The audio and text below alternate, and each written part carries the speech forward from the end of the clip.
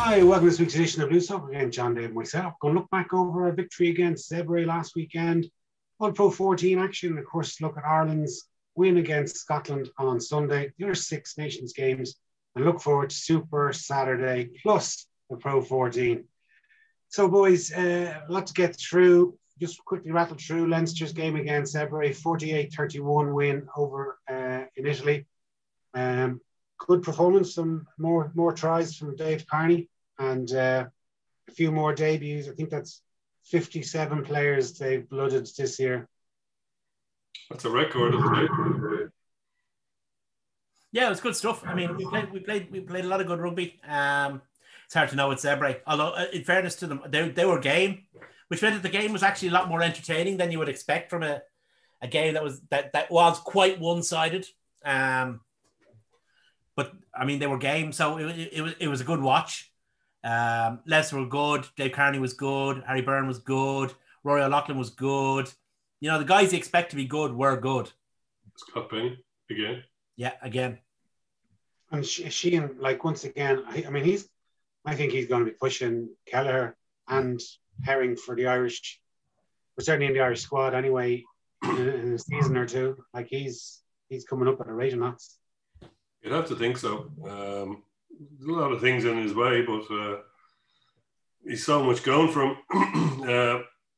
He's a reverse Devin Toner in that, or maybe he's the same as Devin Toner in that what you gain in the line out in terms of his throwing, his height for the angle for throwing over people, you might lose a little bit in the scrum, but Devin Toner found his way around that, and Sheehan looks to be doing the same. Because if he can get the power down in the scrum, he's got plenty of it, and he can play like a back rower and run over fellas. You know, he's like if you had CJ Stander as a hooker, is basically what he is. You know, I know we'll get onto him later, but he's kind of CJ Stander sized, and he's playing in the front row. So it's Rory Best is a little bit like that as well, where he could do a lot of jackal work, and he could do, you know, he could perform other tasks that you wouldn't necessarily expect from a hooker. And I think that Mr. Sheehan, apart from shining umpteen things clean, will sorry Dave, will have a great future if he keeps going. You know, he's scoring tries seems to be his I know hookers do score a lot off mauls, but he just knows that one he scored, actually the one where he had to reach over the line, that was a fair bit of work to be done for that. Yeah, that was really good footballing kind of intelligence, if you like. Firstly, not to make the double movement, and secondly, to have the spatial awareness of where he was to reach out. Yeah, well, that's it. He has a nose for the try line. He knows that's a winger thing. You know, like they know how to get the body up in the air and do all that stuff, and where exactly the try and the touch line are. They're some of the winger hallmarks, but he certainly knows where the try line is anyway, and how to get to it, either through you or around you or over you or whatever underneath you. So yeah, great future, we hope. Yeah, I think Tyke Furlong was a bit pissed off with this young fella getting all the praise for his nimble feet, and decided to lay down the gauntlet. Yeah, but yeah, Dave Kearney still going like a train as well. It's a late exceptional rugby at the moment. He really is. I mean, he's the best winger in Ireland right now. Late in his career, and he's having what would they call it, a late summer or an autumn or a whatever of his career. You know, it's just like, I know his big brother's still playing, but you know, he's into those twilight years for a winger, where you lose your bit of pace, and you know. But he's certainly made up for it with nous and try line finding. I think the wingers who suffer when they lose their pace are the guys who are actually pace merchants.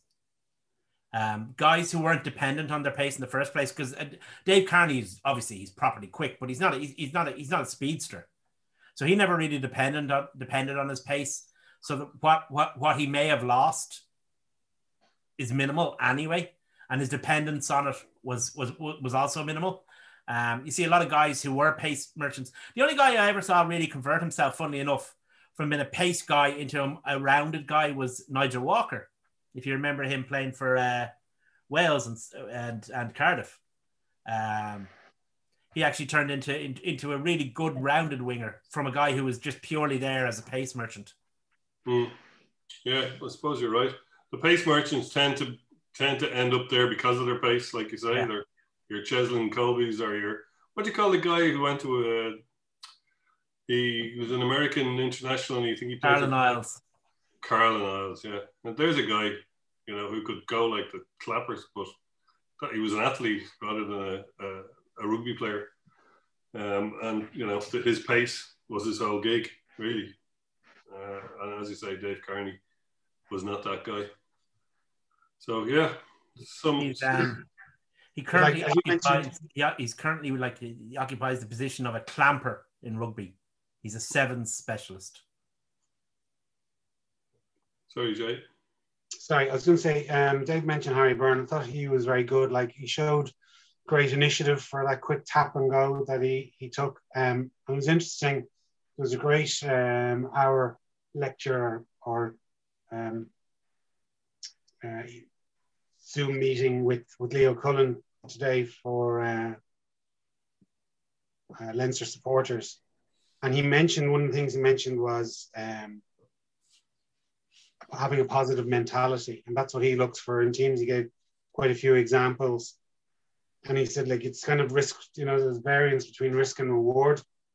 But like they encourage it. And he kind of showed us a little clip of Munster against us in the final minutes of that match in Thomond, where they played so conservatively, whereas we were actually looking to run into space. And he probably had put that together before the match, maybe on Sunday, which you could kind of see similarities in that constantly looking for, we come to the Ireland game, looking for contact. But like, it was just great and refreshing to see Harry Byrne take initiative, run at space, put people into positions where they have also into space, and they capitalized on it in the try that we scored, you know, rather than continually looking to kick the ball into touch and this monotonous forward-driven juggernaut, you know, going over the line. Like, you might win a game with it, but Jesus, we won't have any supporters or any people interested in watching it if we continue with that kind of rugby. That's a really interesting point, Jay. I'm going to take it on now rather than wait, because I'll probably forget about it. Generally, people support the Irish rugby team, not necessarily because of the rugby, because of everything that goes on around it. Around the Six Nations weekend, the festivities, it's almost a holiday event, and the rugby's in the middle of it. Now, when all that's stripped away and all that's left is the rugby, the only thing that can entertain you is the rugby. And if the rugby is not entertaining you, that's when it becomes damaging. I mean, we spoke before about how Ireland were crap during the 90s, and it still didn't really make any difference on people watching or going to the games, because it wasn't just the game. There was all the stuff that went around the game. Now that that's been stripped away because of COVID, and you're actually, the only thing that you get entertainment out of on a Six Nations weekend is the actual match. And if the match isn't entertaining, then you're in trouble. Yeah. Like the Southern Hemisphere have the correct, like, they're in the entertainment business, and particularly in Australia, where they've far more people competing for eyeballs, basically, and they have to do something. You know, they've got Aussie rules, football's coming back over there, cricket, rugby league, and then it's, you know, the poor relative is rugby union. You know, New Zealand, it's a religion, so they're kind of, but they do play an entertaining brand of, and you know, it's kind of political maybe in South Africa that it's a race thing. You know, predominantly it was the white man's sport. Hopefully that's changing now. But like, we're in a massive, you know, I don't know. You know, we went through a massive growth spurt of interest in rugby in the 2000s, and maybe even in the early teens. But the way it's kind of been played now is it's very, very difficult to watch unless you're an avid fan. And it's only when you see a match like France-England and you see, geez, this is how this game should be played. And it gets people sitting on the edge of their seats instead of, oh, it's all great, we're all out on the lash and we're having pints and Sure, doesn't. Sure, even when Joe Schmidt was kicking the leather off the ball when we were winning championships, that was brilliant, and we were great. And God, at least we're walking out of the stadium and we're all happy. Because and of the ephemera. Because of the 12 pints you've consumed. Yeah. But I mean, it is just not entertaining for people who are, enthusiastic neutrals. It's not even entertaining for people who are hardcore rugby fans, Jay. Yeah. I mean, it's not like you can see. I mean, there is a way to play rugby negatively, for want of a better phrase, that can be entertaining and innovative. But Ireland aren't that. They're just not good, or they're just not as good as they could be. You like you were talking about, say, like what Leo Cullen was saying about how they prepare teams and risk versus reward and how they encourage positive attitude and stuff like that. And all those guys in the area of the Irish team that is misfiring is the guys with double digits, right? But those guys come back into a Leinster environment and they're different players. And it's not just Leinster environment. It doesn't matter if they're Leinster or Munster or Ulster, indeed. They come back into their club environment and they play a different game. Whereas the Irish team are the worst team in Ireland to watch. Yeah. But he showed a clip of Wales. And I think it was 2 instances in the match against England where, again, positive mental, sorry, I don't want to use positive mental attitude, but a positive outlook from their scrum half taking the quick tap and go, being aware that England weren't back in their defensive line, that there was their fullback, Daly was sort of walking with his, you could see his numbers. And the scrum half went to it because he was given license to do it. If he made a cock up of it and someone said, "Oh, you should have taken the points," he wouldn't get bollocked in on the Monday review. It was, you're encouraged to do it. You're clearly encouraged to do it in Leinster.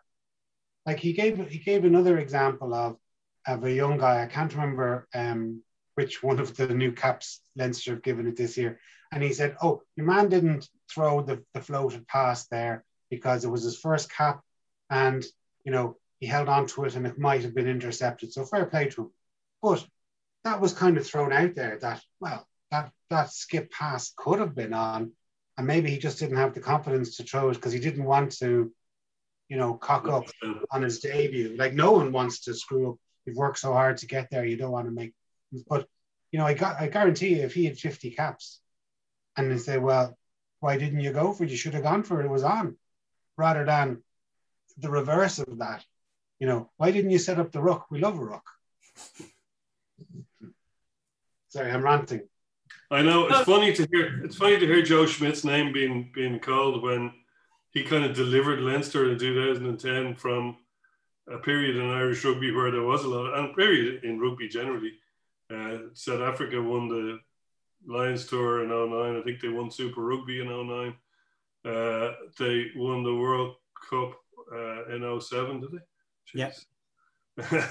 Kicking the leather off the ball. And Joe Schmidt came in to make Leinster the best passing team in Europe.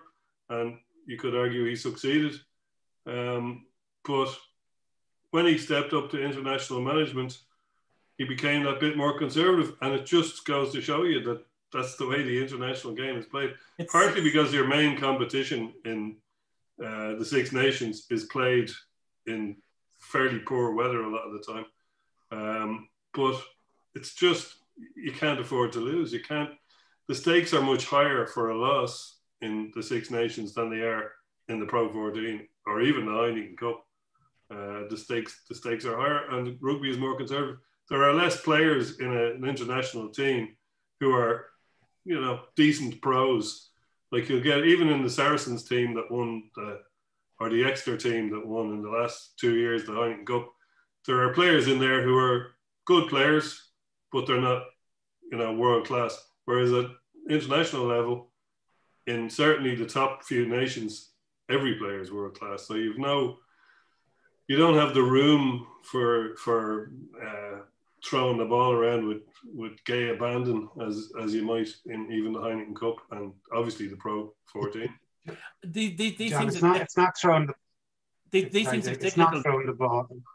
We talked about Joe Schmidt and the way he played initially with Leinster when Leinster were a passing and offloading team, and the way it changed with Ireland. And then the way it kind of changed briefly again with Ireland. But anyway, you get a situation where what coaches want to do is they want to win as many games as possible and take as few risks as possible.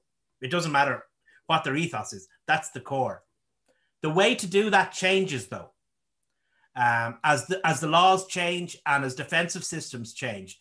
You get a situation sometimes between 2010 and 2014. Whatever way the laws were or they were being interpreted and whatever defensive systems were prevalent, the best way to win matches with as few risks as possible was to pass the ball and offload a lot. So you got teams like the All Black resurgence there for the 2011 World Cup, Leinster playing the way they did, Ireland playing the way they did, or not Ireland, but Leinster and other teams played a free-flowing game because that was the best way to win a match with minimum risks. Then it flipped, whether it was purely a law change or the way laws were interpreted. And then in 2014, 2015, the teams that won the Six Nations, the Super Rugby, the Pro 14, the Top 14, the Championship were the teams that kicked the most and passed the least. And they were the most successful teams. And coaches follow trends. We all do. So what you have is a situation a coach will do, if a coach thinks that the best way to win with the minimal amount of risk is to play Hail Mary rugby all the time, he'll do it. If he thinks that never to pass the ball is the way to do it, he'll do it. He'll do that first principle, the guiding principle, the prime directive for coaching is win most games with minimal risk. But Dave, it's not thrown, like John mentioned, throwing the ball around with Gay Bannon. It's not what they're saying. It's to take opportunities. It's to run into space rather than running into somebody to get tackled. It's to use the people around you. Like, how many times did we see in Ireland's game when there was 2 or 3 men out that were available to receive a pass and they were ignored and the ball was tucked up under the arm and ran into contact? Many times did we see either the number 9 or number 10 kicking the ball right up into the air, when again, there was people outside them that were in a better position than they were, whether that is to kick it in a subsequent move or it was to, like, if you kick the ball up in the air. I think taking Ireland as an example of it is a bad example because Ireland are a poorly coached team. It doesn't matter whether the game plan is to be all singing, all dancing, or to be, the Joy Division of rugby. They're a poorly coached team, so they're not going to be the Joy Division. They're not going to be all singing and dancing because they're just not. I think that you got a situation where a change in the breakdown law will change the way the game is played. It's easier to play a wide game if the breakdown laws, for example, just taking one example, favor the team in possession rather than the team trying to win the ball. No, that's fair enough. That's absolutely true. But like, what wins games for you? Line breaks and offloading. Like, that's what, tries win games. You don't see teams anymore winning, it was 15-12 and it was all penalty kicks. Like, that rarely happens. Saracens in the quarterfinal in October? Very rare, John. Very rare. Very rare. Jason is right. Tries do win games, but how one scores those tries, that's the wild world of sport there. You look at the most successful team at the moment, it's Exeter. I think you described them as puke rugby. But they're the most successful team in Europe. The Pat Spillane of Blues Talk described them as puke rugby. But we'll see when we play, or hopefully we might see them in a few weeks' time when we play. And I want to get through because we have loads of other things to cover, right? Okay, so anyway, we're very good against Debray. Yeah, and I'm just wondering, we made 8 changes, 7 in the pack and a positional change, and then we changed the right half, kept all our backs together in that game, which I thought was interesting that they could rest or rotate the entire pack pretty much, moving Penny from number 8 onto the number 7. But okay, just the other games. Munster beat Scarlets. I suppose the only thing to note was Joey Carberry's break and little offload for the try. It was great to see him back, regardless. Yeah, piece of full back leg. Yeah, well, you never know. He might play there. Yeah, but it's good to see him back, and he looks like he's kind of added a little bit of bulk to his frame. Like, he's quite a slight lad, but he's had quite a few injuries really since probably 4 years ago, was it? Yeah. He's still very young. Yeah, he's 25. Yeah, he's about 25. Obviously, big news today from Munster was CJ's surprising retirement. Like I think big news is understating it, Jay. Yeah. I saw Sexton been interviewed, and he said he was called into a meeting with CJ and Farrell yesterday, and so I thought players might have known or had a twig, but clearly not. Well, according to Sexton anyway, they didn't know. O'Mahony looked a bit surprised from it as well. So anyway, fair play to CJ. Like he's obviously come up here, and I think he came in 2012. So he's been 9 years now, and he's obviously got his family there. Must be difficult. All his family's moved back to South Africa during lockdown. Yeah, it's been tough. I mean, he's actually in the best form I've ever seen him in. He's playing really, really well right now. Well, he as they say, he owes us nothing. It's his right to walk off the stage. At the time he chooses, after what he's put in both a green and a red jersey. So, fair play to him. I mean, I was stunned when I heard the news, literally stunned. I mean, somebody texted me, and John, you actually thought that the journalist's account had been hacked. It was such a shocking piece of news. It really came as a huge shock to everyone. Yeah.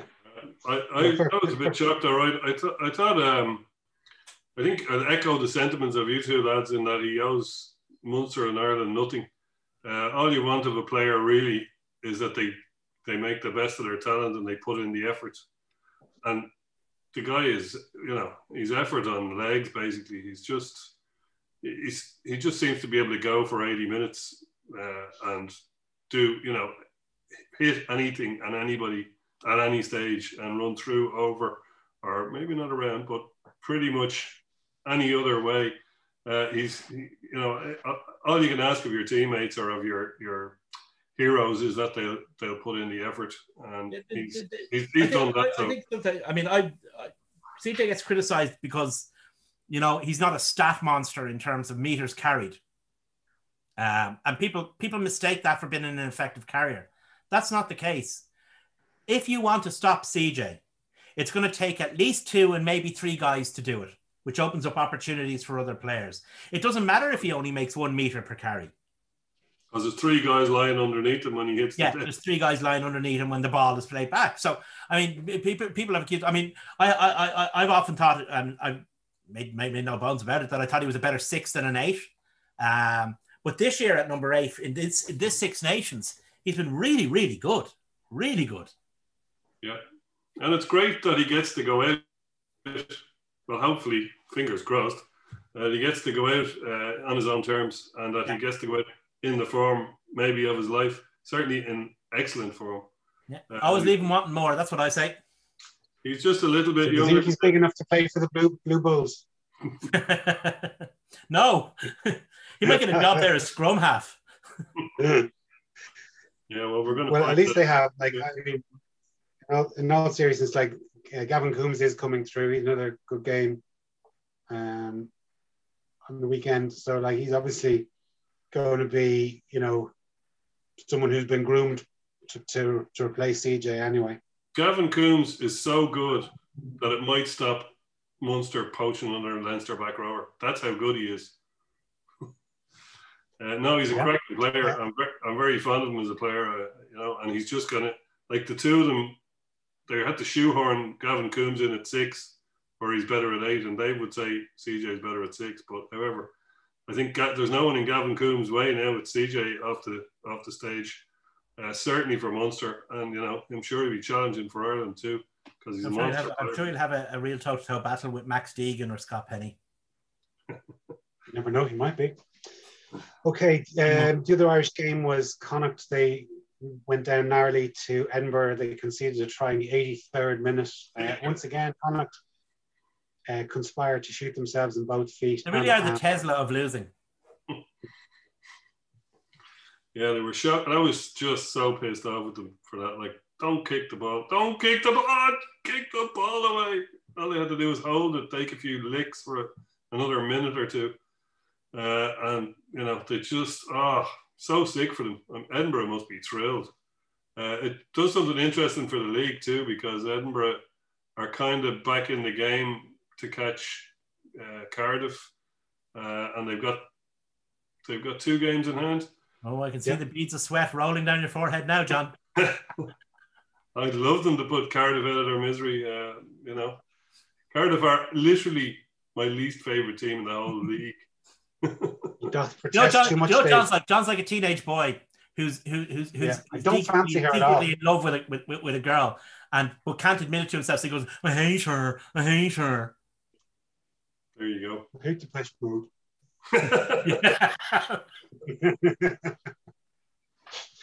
The other Irish game was Ulster beating the Dragons. That match was played in Principality Stadium because the state of the Dragons pitch.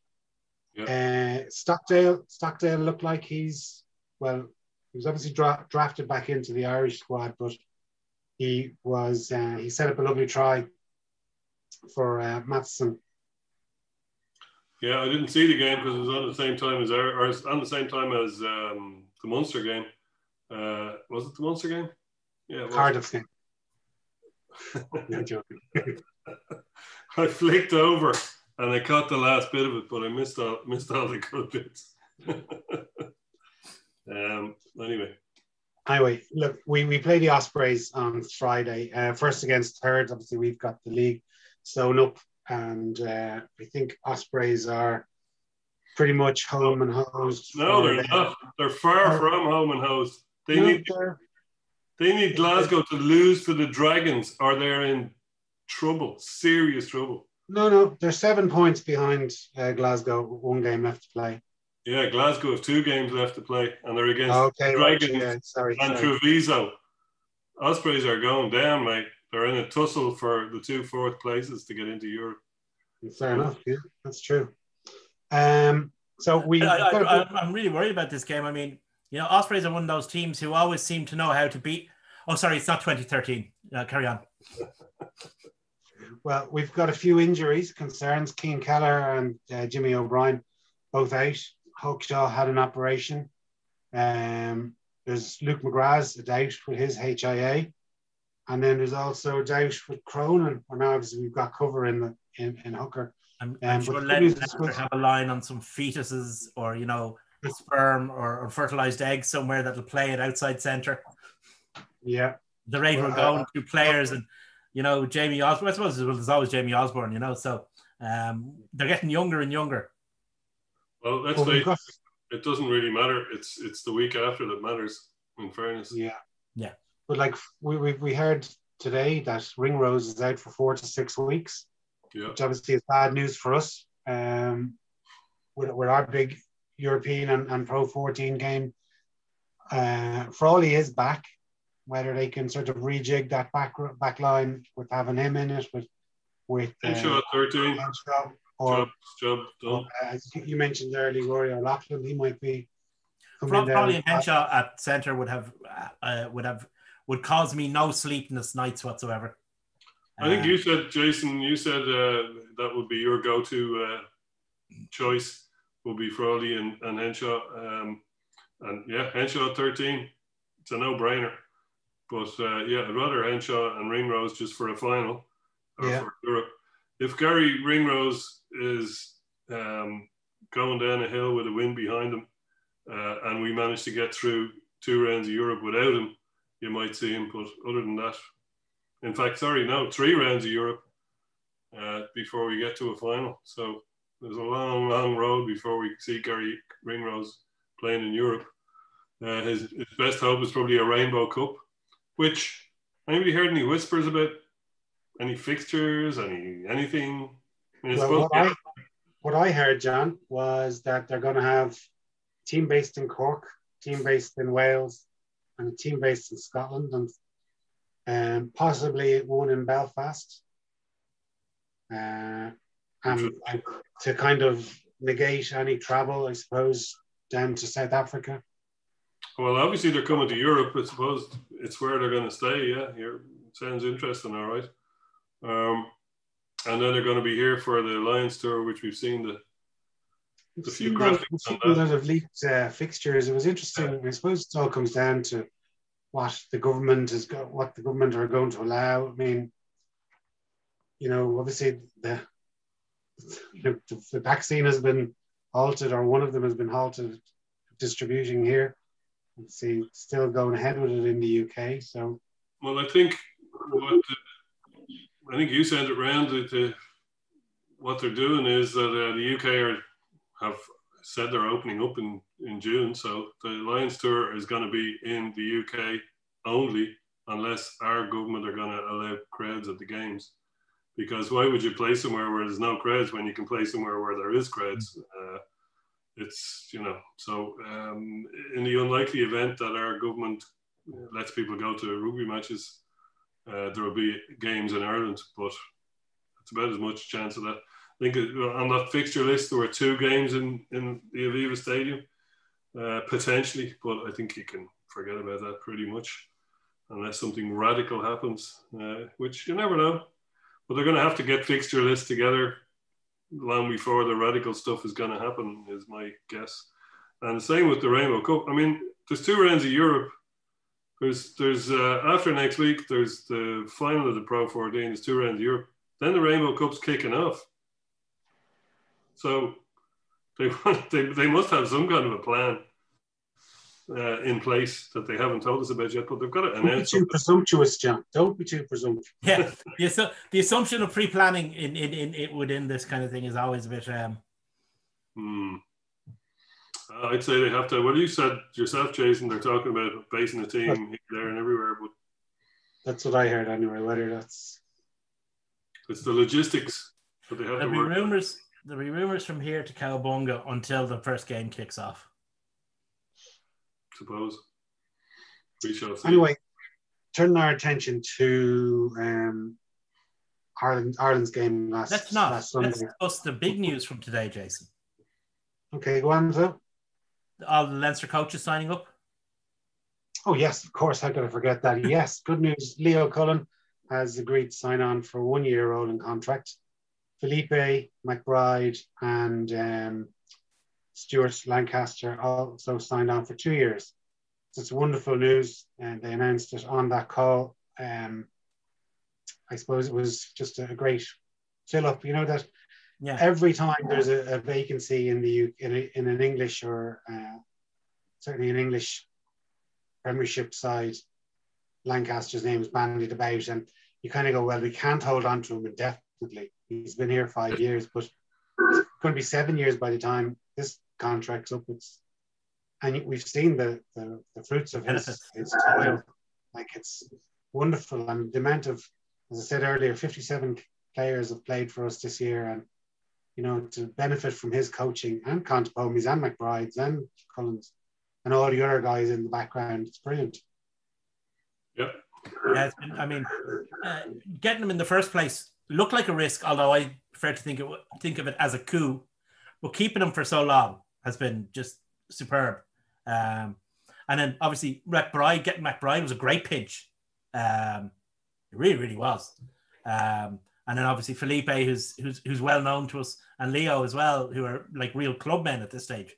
So it's just been it's a great bit of news, lovely bit of continuity. In uncertain times, it's nice to have a bit of continuity.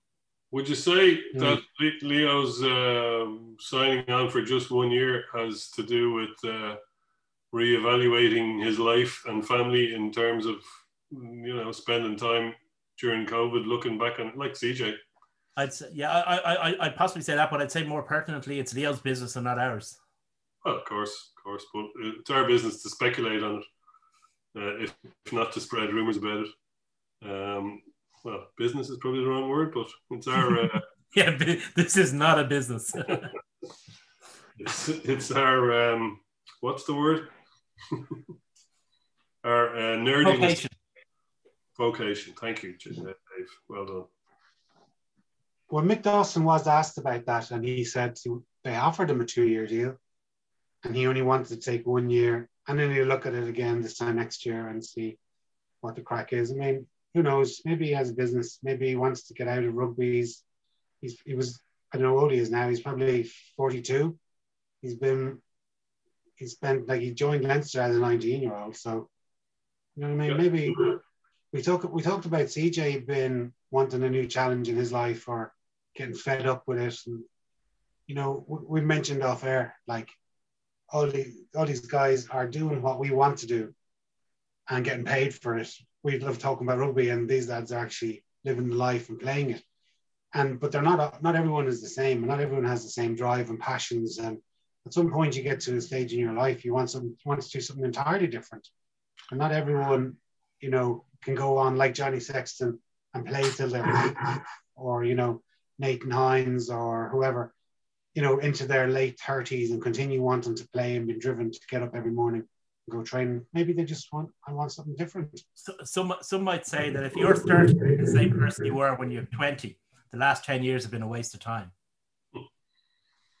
Well, I have to say, management is a bit of a thankless task, certainly in rugby. You have to dedicate so much of your life. International management is actually not as bad because you got a lot more downtime. But, you know, okay, there's an off season, but you're pretty much working a lot of that. And when you're in the on season, you've no weekends.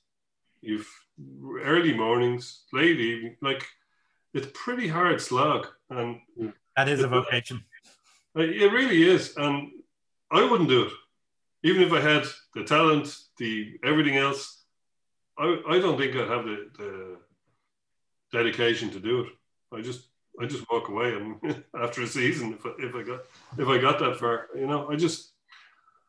I'm sure lots of people are the same. Like, lots of people, the majority of people are not driven enough to pursue that kind of thing for any period of time. So I admire anyone who does it. And in fact, I nearly admire the fellas doing it in losing teams more, that they'll keep getting up and keep going back to it, you know.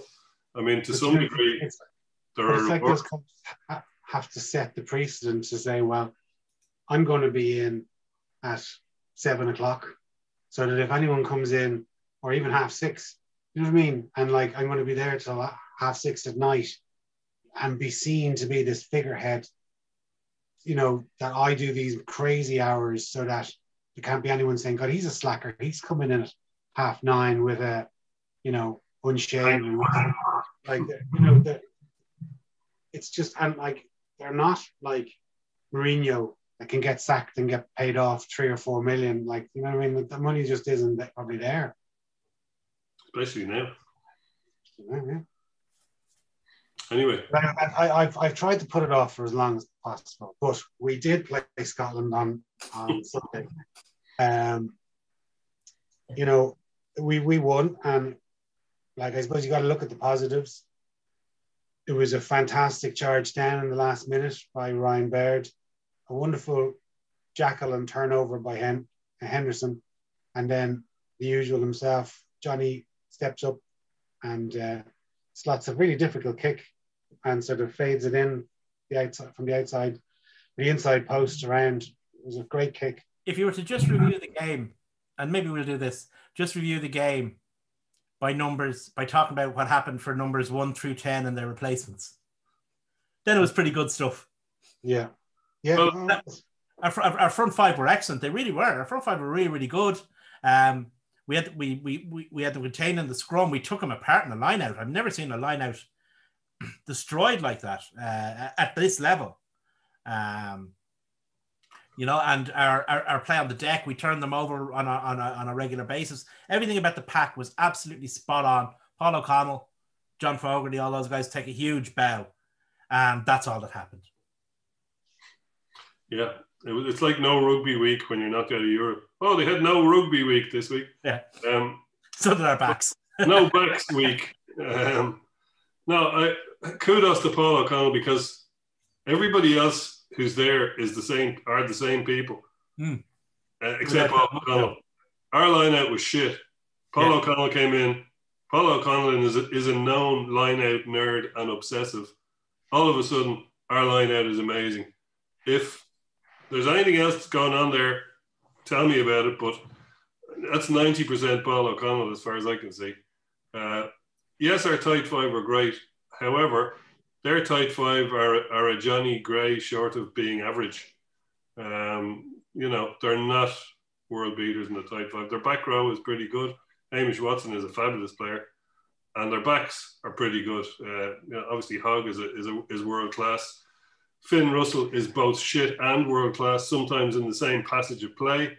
But when he's world class, he's tears to the eyes. He's very world class. He really is. But their tight five are what's always letting them down. And it's not that they're rubbish. They're just mediocre, not top class. They're just a little bit short of really, of England's pack or, whoever, France's pack. So, yes, we did a number of them in the line out. Yes, we did a number of them in the pack. Yes, we dominated so many areas, but still, at the end, we were a Finn Russell missed kick away from drawing the game. It beggars belief how we managed to do what we did on the scoreboard, given our dominance in the game generally. We said it a week ago when we were talking about Leicester versus Glasgow. The forwards win matches and backs decide by how much. And our forwards won us this match. And because there was no apparent back play, it was by not very much.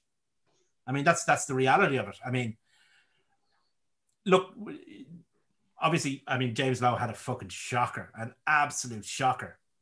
But at the end of the day, it doesn't matter where you put the deck chairs. That iceberg is still coming for you. And that iceberg is called my cat. Yeah, he is the one that, it's like replacing the Beatles in Shea Stadium or following the Beatles onto the stage in Shea Stadium. How do you follow Joe Schmidt as that coaching team? I know Paul O'Connell's come in since, but Mike Catt was the difference between the one that won a Grand Slam in 2018 and the one that the coaching team that exists now, So yeah, but there's a big difference. We say the Beatles go off stage and the Hollies come on. Okay, the Hollies aren't as good as the Beatles, but they're still not bad, right? What's happened is the Beatles have gone off stage and fucking McFly have come on, right? And that's where we're at. I always believe that a team wins as a team and it loses as a team, and a coaching team is the same kind of thing. But if there's one area that's quite clearly malfunctioning, and it's not a surprise that it's malfunctioning based on previous performance by that coach. One thing I have to say on James Lowe, which I think he had a shocker. An interesting point. Yeah, well, his own coach hung him out to dry at the end. But that's poor, wasn't it? And I'm surprised at that comment by Farrell, because he's a player's man, I would have thought. Yeah, but one thing I will say about James Lowe, and I can't remember which coach it was that said it. I think it might have been Stuart Lancaster, and it was after his first few games at Leinster, where he said, James isn't the kind of a guy that you can teach stuff on a whiteboard or a blackboard or whatever. You got to get him out on the field. He's got to see it in his hand. And I'm sure you remember when he started playing with Leinster, his defence was fairly shocking. And it was because he didn't get our defensive system for a good while. And it's the kind of brain he has. He's instinctive. He's got a lot playing in a system. He's visual. He really needs to see. Now, look, I'm not making excuses. Well, I am making excuses, but what I'm saying is that he doesn't have the type of brain that takes in information off a blackboard.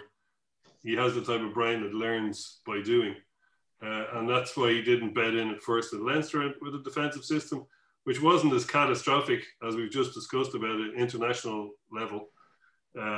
Your mistakes are exposed a lot more because the players you're up against are generally of a higher standard. So perhaps he will improve. I'm not saying he's going to be a world beater, but perhaps he will improve when he beds in a bit more to the Irish defensive system, providing he gets a chance after what Farrell said about him. But when he sees how the defensive system works by doing rather than by reading it off a blackboard, he may well improve. So he's a guy who would benefit from a tour. Yeah, absolutely. Yeah, send him off to Japan and whatever.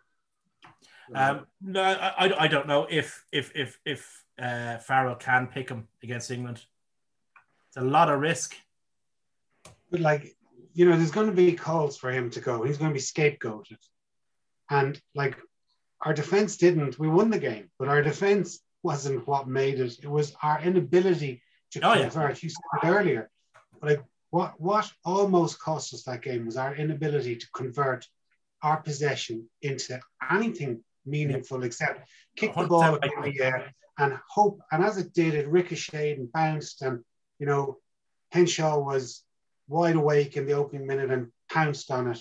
Tadhg Beirne delved in from 1 meter out and scored a try. You know what I mean? Like, there's no creativity there.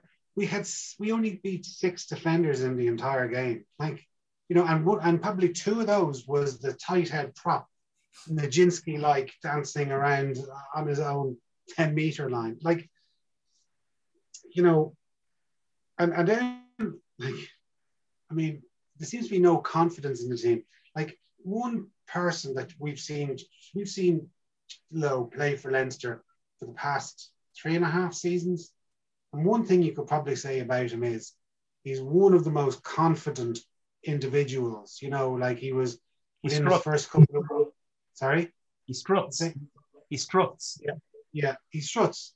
But he struts on the pitch and off the pitch. Like, I remember, you know, Sexton had just been named Player of the Year and he kind of slagged him off in his first tweet, you know, just taking the mickey, like.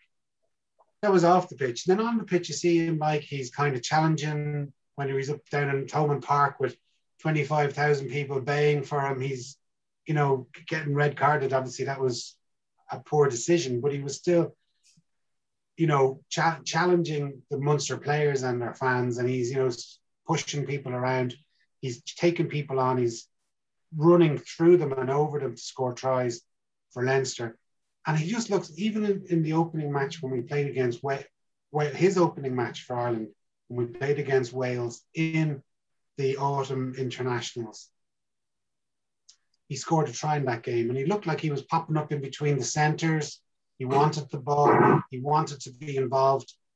And now he looks like he's, you know, he nearly needs to leave that environment, leave the Irish environment and go back in under the watchful eyes of Cullen and Contepomi and Lancaster, and an arm around his shoulder and to say, actually, you're not as bad as everyone's saying you are, and come back and regroup, and then we'll go again. You know, but like, he's going to be the scapegoat, and all of a sudden our inability to convert any possession into points or even line breaks or offloads is overlooked because everyone's pointing, should have been a Munster winger, should have been Stockdale, whoever. You know? Yeah, that's what I was going to say. Like, all our defensive problems will be solved by bringing in checks notes, Jacob Stockdale. You know, couldn't have put it better myself. And that's probably what will happen. The problem with the Irish backline, and to be perfectly honest with you, I'd have Stockdale and James Lowe in it as it happens. I'd find a way to make it work. But the problem with the Irish backline, it doesn't matter a damn. It doesn't matter if you pick James Lowe. It doesn't matter if you pick Trevor England. You could pick Prince Obolensky for all you want. It's still going to be shit because there's no plan. And what's not only that, it's not like the Irish backline are playing poorly. That you could, if you're watching it and you could see, oh, well, they're trying something, but it's not working. Right? And you could kind of get some kind of germ of an idea that there's a plan behind what's happening. You look at that Irish backline, there's no plan behind what's happening. There's none. I mean, they're just standing there flat, shoveling the ball behind one another. Like, you know, I heard somebody talking about it. Oh, well, look at, you know, he was Lowe was driven into touch. Lowe was driven into touch because the ball was shoveled out with no one running at any pace. And it eventually gets to him 2 meters from the sideline and he's into touch. Like, do you remember there was the difference is, Jay, just to finish off that point, the difference is, Jay, when he's playing with Leinster and somebody's trying to shove him into touch, there's a Hugo Keenan or somebody trying to cut a line that he can do one of his little gidleys. So he might go into touch, but the ball doesn't. And that doesn't happen with Ireland. Sorry, carry on. Yeah, correct. And then there was one incident in the game where I think it was Sexton and Keenan collided. We turned over the ball. They kicked it through. The ball bounced beautifully 5 meters from our line into touch. And they had an attacking line out. We lost 40, 50 meters. But it looked like Keystone Cops, you know, when your out half is colliding with your full back because they're both running into the same area of space. Like, you know, I mean, honest to God, it's almost embarrassing. It reminded me of watching Ireland when and not this isn't against Paddy Johns, but that era when Paddy Johns was playing, there was people remaining static, deers locked in the headlights, didn't know what to do, and then just a dart forward, and they've lost a meter from where the ball was passed from, and there's another ruck formed, and eventually it's fumbled and there's a scrum, and we've lost 20 meters. And psychologically, it destroys you. It destroys you because all the confidence leaks out. I mean, Gary Ringrose, honestly, I've never seen him play as poorly in a consecutive number of games. I know he's injured now, he's out for 4 to 6 weeks. But if you remember, he tried to offload against Wales. That led to their try. That, was very unlike him to do something like that. He can't buy a break. Even when the ball was chipped through by Hogg and it kind of ricocheted, like he could have challenged him more, but he didn't. He kind of held back. Maybe he's injured, I don't know. But like he just doesn't look like anybody in that back line is playing with confidence. And just before, I know I've gone on for ages, why are we picking a scrum half who is known for a break and a quick pass rather than somebody who can kick? If that's their tactic, fine. Admit that that's their tactic, is they're going to kick the letter. If they don't want Murray, get Cooney who can kick the ball.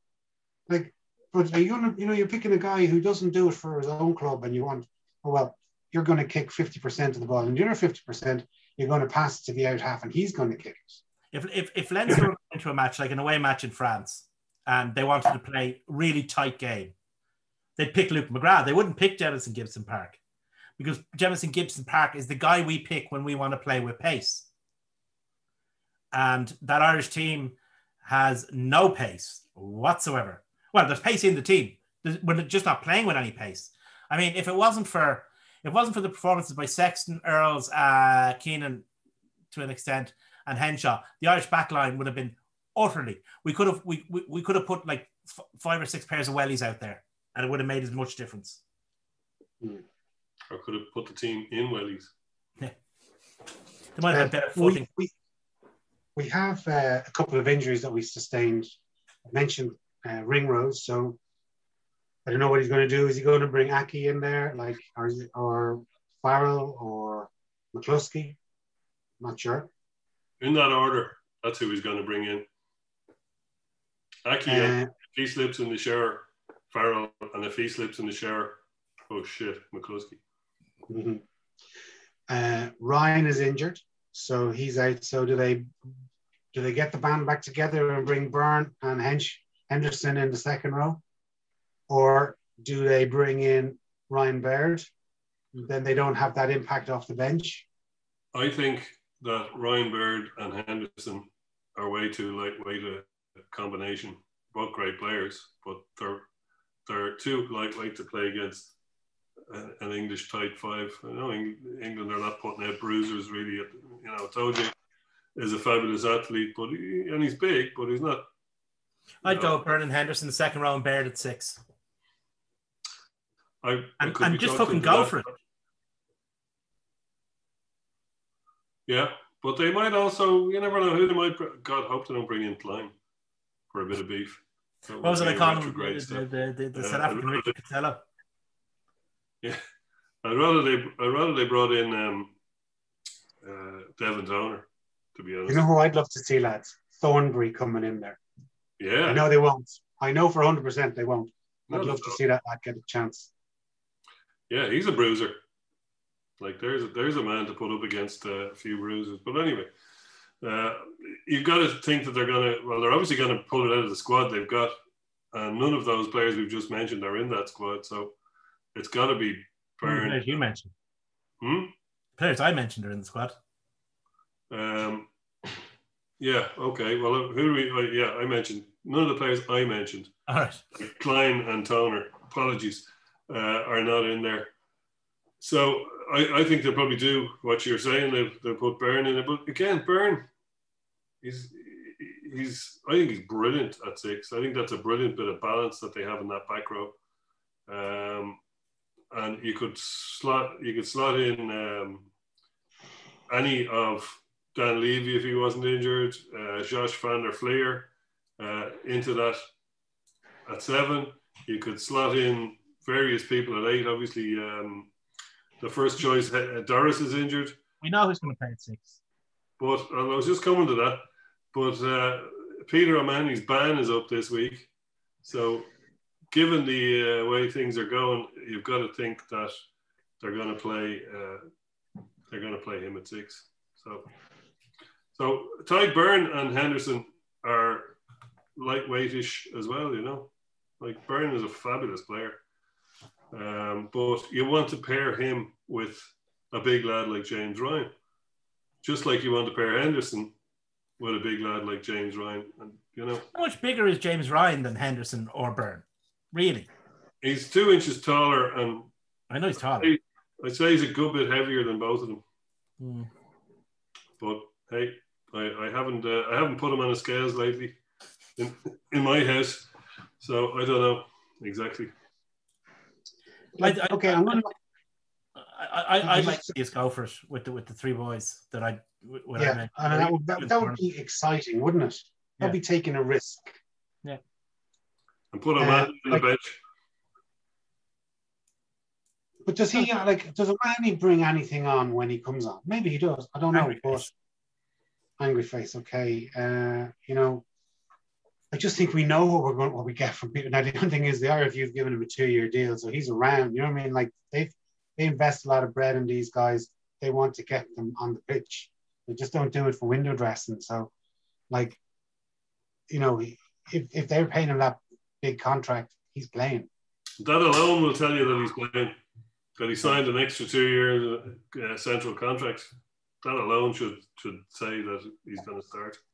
But anyway, but like I just before we move on, I just want to just say, like, this was supposed to be the best Scottish team in 20 years. You know, we're continually been hyped about their team, about how good it is, about how many lines they're going to get. That, you know, we should be very worried about them. And like, it was only our ineptitude to score made that game much closer than the reality was. And like this, we're playing England, but this isn't a particularly, now they've kind of started to come good a little bit, but like you think since our record since the World Cup is we've played 13 games under Farrell, we've won or we've lost 5. We've lost twice to England, twice to France, and once to Wales. England have played the same number of games, 13 since the World Cup, and they've lost 3 times. They've been beaten by Wales, Scotland, and France. So, like, they're not a classic English team. Now, they did play very well last weekend, but again, like, France didn't score. France scored 1 try. I've written down here. Sorry, France scored 1 penalty in the final 47 minutes. They scored 3 points. It's like you know, I don't care who you are. If you only scored 3 points in the last, you know, for over half the game, you ain't going to win it.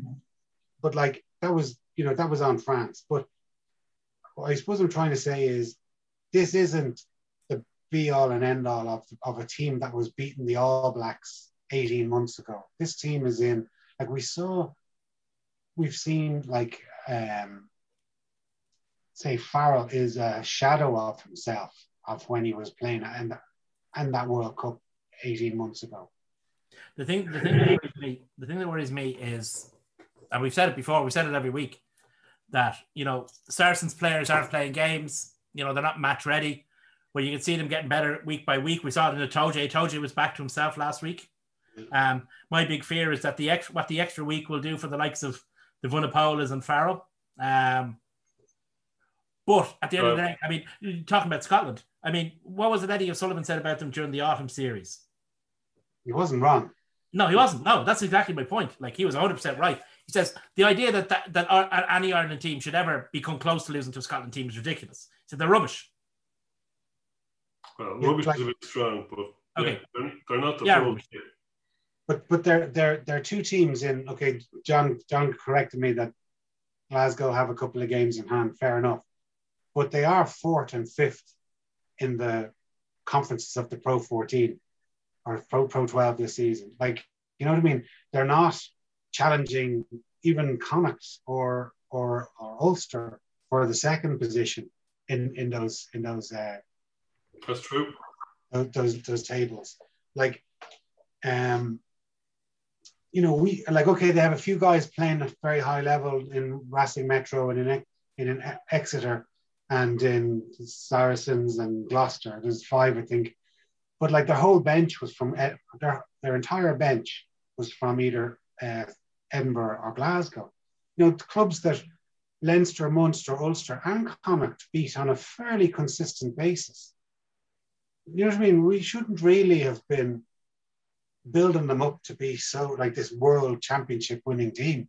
Well, if you're going on that, we beat Welsh teams the whole time just as much. So yeah, and I think our losing to Wales is just as bad as the way we played against Scotland, to be perfectly honest with you, and for fairly much the same reasons. Yeah. We were unlucky against Wales and France. We like red card at Wales. We weren't that far away with France. 2 points against France. Yeah, and Scotland was 3 points the other way. So it just shows you how that a team with no discernible game plan, how good it actually is. Imagine what they were like if they were coached. But there you go. I mean, look at the players that they have in their team. Look where they, like today they announced the fixtures of the round of 16 in the Heineken. Like there's 2 Irish teams in it, and they're there by dint of winning their matches. They didn't get walkovers like some of the teams that are in that round of 16. Like they're actually there because they won both of their matches.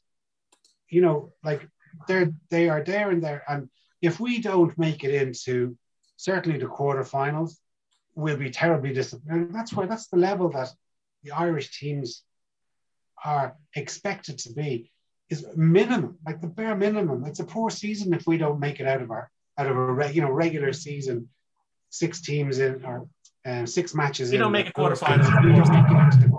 Like that's what the IRFU budget for, is to make it out of the pool stages. And if you get to a semi-final, great. And if you obviously get to the final, even better. But, that's the minimum that we should be expecting to be at. And to say that, oh God, we should, this could be beaten by Scotland. It's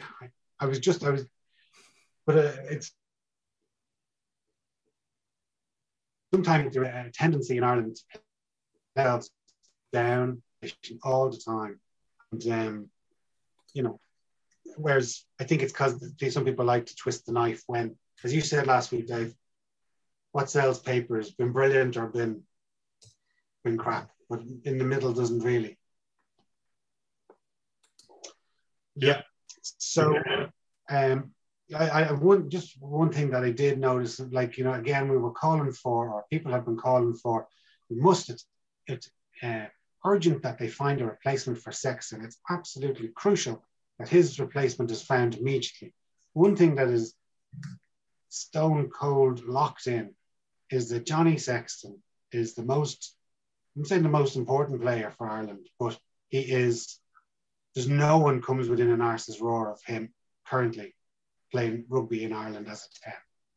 Oh yeah, if you added up how good all the other 10s in Ireland are and stacked it all on top of one another, it's still not as good as Johnny Sexton. He's by considerable distance the best out half in Ireland, and still one of the best in Europe. That's going to change though very rapidly. Yeah, but it's not going to change before Saturday. No. And then it's not going to change before the next Saturday. It's like people seem to think that that in order to play next week, you have to be planning for a game 10 years down the line. That's a load of me bollocks, right?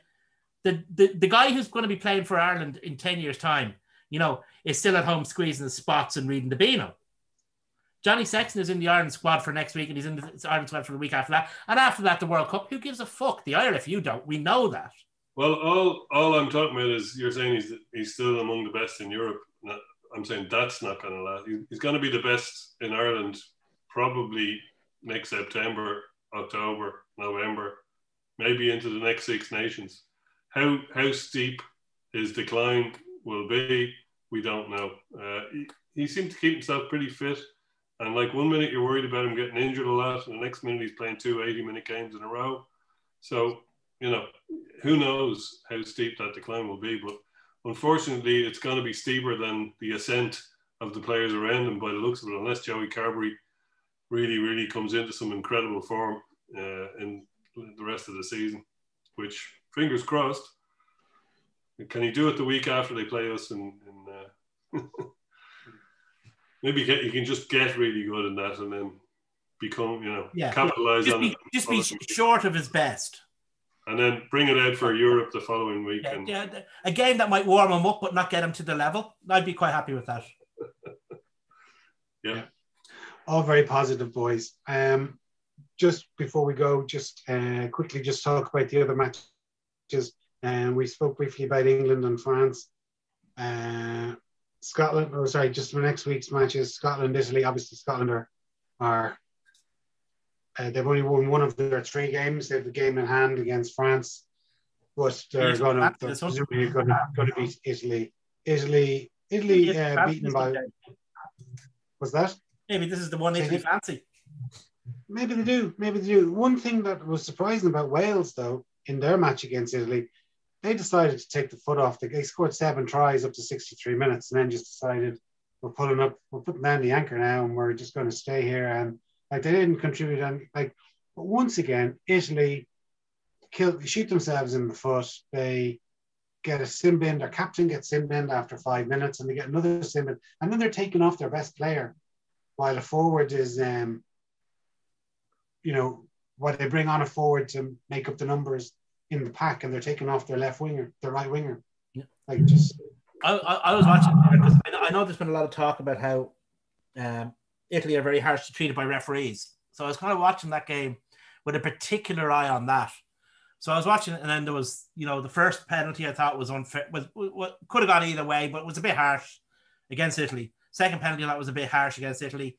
Third penalty was an act of monumental stupidity by the Italian. Fourth penalty, an act of monumental stupidity by the Italian. Fifth penalty, act of monumental stupidity by the Italian. Sixth penalty, a bit harsh on Italy. It's no fucking wonder. No, I know. Maybe they need to be, a good referee needs to have a chat with them and explain all the different laws. I mean, we've been talking about all down the years about, how, getting Conor O'Shea in is a good thing, or getting, what's his face? Frano Smith. Frano Smith in as a coach is a good thing. Maybe they need Alan Roland as a coach. Mm-hmm. Yeah. The other game I'm really looking forward to, this other game, is France-Wales. The Grand Slam. Obviously, France going for the Grand Slam. Sorry, Wales going for the Grand Slam. No Grand Slam for France anymore. No Grand Slam for France, exactly. But still, I'm really looking forward to it because both teams have kind of played the best rugby in the tournament so far. Yeah. So it should be great. Sorry, Jason. I was just going to say it should be a great finale to the tournament. I know it's not quite. France and Scotland have to play. Well, it's a finale to the tournament if France lose. If France win, it's not. So if France win, they could actually get the title the following week. I'd say this much about Wales. Wales generally seal these deals. If you think about it over the years, there's not been too many occasions that you can remember where Wales on the last day have lost a Grand Slam. They generally convert. Yeah, and they're always either, fourth place or winning a Grand Slam. So, I hope they do. I'd love to see Wales win this because at the beginning of the tournament, they were written off by everybody. And I think, wasn't it News Talk that made an absolute holy show of themselves by saying, the ball, Jack Gilroy. There you go, saying that, this Wales team are so shit, we're just going to horse them out of it. And of course, we didn't, courtesy of a red card perhaps, but Wales got a bit of momentum, got another red card the next week.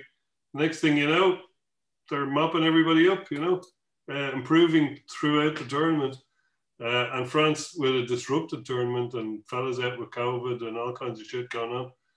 Plus, they're building for 2023, so they give less of a shit about this particular championship. And their Grand Slam is gone. So I can see Wales doing a number here. The thing people forget about Welsh rugby is sometimes the regions aren't great. Sometimes, obviously, the politics and all this kind of stuff. One thing Welsh rugby is really, really, really good at is winning Grand Slams. Their conversion ratio is outstanding. It really is. It's something maybe we should be trying to emulate. Well, boys, before we go, just one quick predictions for the 3 games. First one, Scotland, Italy. Italy. Scotland. They may not be world beaters, but they're Italy beaters. Okay. France, Wales. Wales. Wales, we hope. Okay. And finally, our game against England. Me to wake up 5 minutes before the final whistle with a little pool of drool on my cushion because I've fallen asleep for being so bored. That's my prediction.